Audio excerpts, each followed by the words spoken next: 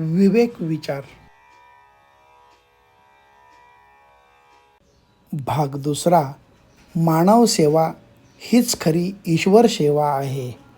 ईश्वराची उपासना करण्यासाठी एखादी प्रतिमा तुम्ही खुशाल निर्माण करा, पण परमेश्वराने निर्माण केलेली तिच्यापेक्षाही कितीतरी अधिक चांगली, सजीव, चालती बोलती प्रतिमा म्हणजे मानवी शरीर होय.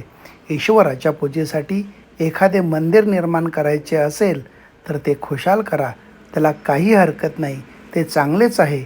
पण लक्षात असू द्या की त्यापेक्षाही अधिक चांगली, श्रेष्ठ मनुष्यरूपी मंदिरे आधीच अस्तित्वात आहेत.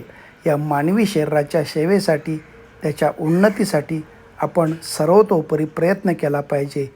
हीच खरी ईश्वर सेवा आहे.